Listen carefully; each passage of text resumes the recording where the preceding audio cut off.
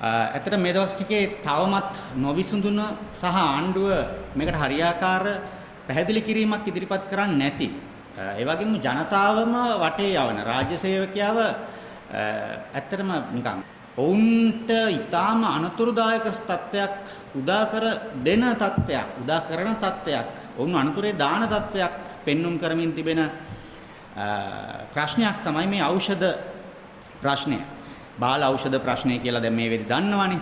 එතකොට මේ ඖෂධ ප්‍රශ්නයත් එක්ක ඒගොල්ලෝ ඊටාම සියුම්ම ගැට ගහනවා ඉන්දියානු ෆාමකෝපියා කියන එක. මේක පැහැදිලිව දෙකක්. ඉතින් මේ දෙකේ වෙනස අපි අඳුර ගන්න ඕනේ. හැබැයි රජයක් විදිහට ජනතාවට වග කියන නේද? හෘද සාක්ෂියට එකඟව වැඩ කරනවා කියලානේ මේගොල්ලෝ ආවේ. හැබැයි දැන් මේ වෙද්දී ඒගොල්ලෝ පෙන්눔 කරලා තියෙන හෘද සාක්ෂිය මොකක්ද? ඒගොල්ලන්ට පුළුවන් වෙලා තියෙනවද ජනතාව වෙනුවෙන් පැහැදිලි කිරීමක් කරන්න? පටන් ගැනීම ඉඳලා මේ ආණ්ඩුවේ තියෙන පළවෙනි වංචාවේ ඉඳලම ඒගොල්ලෝ කරේ ජනතාව නොමග යවන එක. ප්‍රශ්නයක් ආවහම ඒක වෙන පැත්තකට දාලා නොමග යවනවා. ඔබට මතක ඇති රන්වලගේ සිද්ධිය පළවෙනි පාරම ආවන් පස්සේ නලින්ද ජයතිස්ස කිව්වා අපි මේක දනිස්සෙන් උඩට ගන්නෙ නෑ. ඒකේ ඉදිරිපත් කරයි කියලා. හැබැයි දැන් මොකද්ද වෙලා තියෙන්නේ? ඒගොල්ලෝ ජනතාව වටේ යවනවා. ඒ වගේම තමයි මේ ඉන්දියාවත් එක්ක අත්සන් කරපු ගිවිසුමේ අපි මේක මතු කරා තැන් කිහිපයකදී. ලංකාව පාර්ශවයෙන් අත්සන් කරලා තියෙන්නේ මේකේ ડોક્ટર ආනන්ද විජේවික්‍රම. චෙයාමන් මේ ඖෂධ පාලන අධිකාරිය නේද? එතකොට ඉන්දියානු පාර්ශවයෙන් ඉන්දියාවේ විධායකය නියෝජනය කරමින් අත්සන් කරන්නේ සන්තෝෂ් ජා. හැබැයි මේ ඉන්දියානු වෙබ්සයිට් එකේ විදේශ කටයුතු අමාත්‍යාංශ වෙබ්සයිට් එකේ තියෙන විදිහට මේකට අත්සන් කරන්නේ අනිල් ජාසිංහ. පින්තූරත් එක්කම ඔබට බලා ගන්න පුළුවන්. ඒ වගේම මේගොල්ලන්ගේ ඔය ෆාමකෝපියා එක සම්බන්ධව වෙබ්සයිට් වල සඳහන් කරනවා මේකට අත්සන් කරන්නේ අනිල් ජාසිංහ කියලා. හැබැයි මේකේ ડોකියුමන්ට් එක එළියට දාද්දී ඒකේ අත්සන් කරලා තියෙන්නේ ආනන්ද විජේවික්‍රම. කමක් නැහැ. එහෙම වෙන්න පුළුවන්. හැබැයි එයාට එහෙම අත්සන් කරන්න යම් විදිහකින් බලය පැවරීමක් සිද්ධ වෙන්න ඕනේ. ඒ පැවරීම සිද්ධ කළේ කවුද? කොහොමද කියන වාර්තාව මේ මිනිස්සු දැනගන්න ඕනේ නැද්ද? එහෙම නැත්නම් තවමත් අපේ රජය විසින් මේක හංගන් ඉද්දි ඉන්දියානු රජය සහ ඒගොල්ලෝ නිල වෙබ් අඩවි මේක එළියට දානවා. ඒ කියන්නේ අපේ රජයේ තියෙන වගවීම සහ වගකීම මොකක්ද? එදා ඉඳන්ම මේගොල්ලෝ කරේ වංචාව. දැන් ඔබට මතක නැහැ මේ මෑතකම හොරණ නගර සභාවේ වෙලාව ඉස්සරහට කරගෙව්වා. වෙලාව ඉස්සරහට කරකවලා විනාඩි 5ක් ඇතුළත අයවැය සම්මත කරගන්න තැනට තක්කඩි වෙලා තියෙනවා මේ ආණ්ඩුව. ඇත්තටම මේ ආණ්ඩුවෙන් මිනිස්සු බලාපොරොත්තු වෙන වෙනස මේක නෙවෙයි. ඊට පස්සේ දවසේ මොකද්ද කරන්නේ? ඊට පස්සේ දවසේ ගාල්ලේ කවුන්ට් කරලා ප්‍රකාශ කරනවා වැරදි අංකයක්. ඒ කියන්නේ මේකද මේගොල්ලෝගෙන් බලාපොරොත්තු වෙන වෙනස. දැන් ඒකට හූමිටි තියන්නේ කවුද? හොරණදි කිව්වා වෙලාවට එන්න දැනගන්න ඕනේ කියලා. ආයතනයක් රාජ්‍ය ආයතනයක වෙලාව කියන්නේ වෙලාව. ඒක තක්කඩි විදිහට වෙලාව ඉස්සරහට කරකවනවා නම් ඒක සාධාරණීකරණය කරන්න බෑ. ඒක සාධාරණීකරණය කරන්න බෑ. දැන් මේ ආණ්ඩුවේ ඉන්න අයට මේක විහිළුවක් වෙලා තියෙනවා. මේක ඇත්තටම වගකීම ඉස්සෙල්ලා මේ පියල් කිව්වා වගේ මේ ආණ්ඩුව ආවේ වෙන දෙයකට.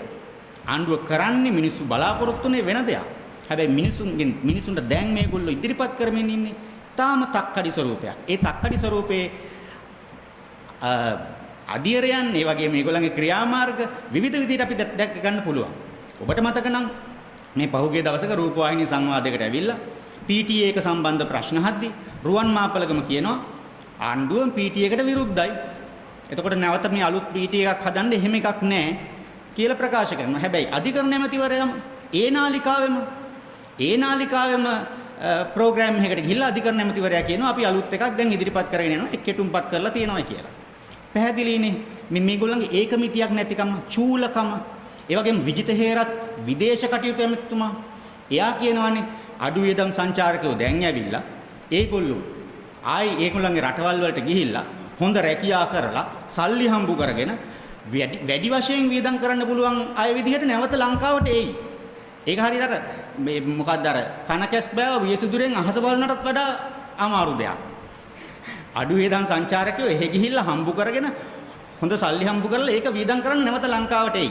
මේ වගේ චූල මිනිස්සු සහ අර ඒකමිතියක් නැති ආණ්ඩුව ඇතුලේ මේ රාජ්‍ය පාලනය ඇතුලේ ඒකමිතියක් නැති මිනිස්සු තමයි මේක පාලනය කරන්නේ. ඒ වගේම මහින්ද ජයසිංහ මේ පෙරේදද කොහෙද රූපවාහිනී සාකච්ඡාවකට එක්කහුව වෙලා විවාද වැඩසටහනකට ඔහු කියනවා මහින්ද රාජපක්ෂලට ඒගොල්ලෝ සපෝට් කරේ මේ හෙල්පින් හම්බන්තොට චෝදනාවක් ඇති වෙන්න කලින් කියලා.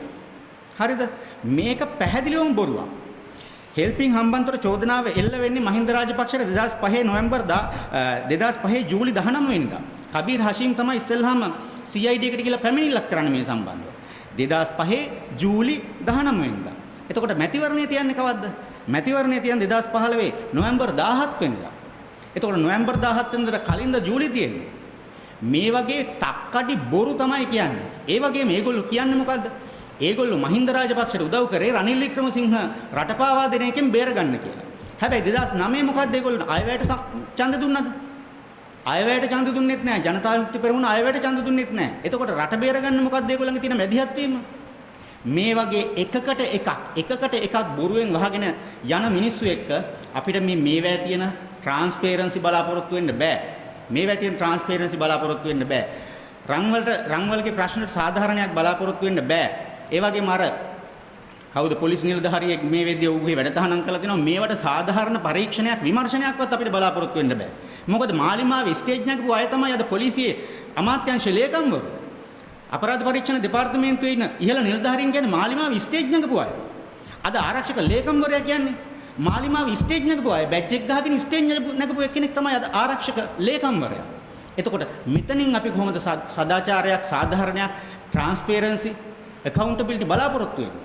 ඉතින් ඒ නිසා තවදුරටත් මාලිමාවෙන් මේ සාධාරණීය බලාපොරොත්තු වෙනවා නම් මේ බෙහෙත් මගඩි වලට මේ වංචා වලට මේ මිනිසුන්ගේ ජීවිතත් එක්ක කරන සෙල්ලම් වලට සාධාරණීය බලාපොරොත්තු වෙනවා නම් ඒක ඉබ්බගෙන් පිහාටු බලාපොරොත්තු වෙනවා වගේ වැඩක්. බොහොම ස්තුතියි.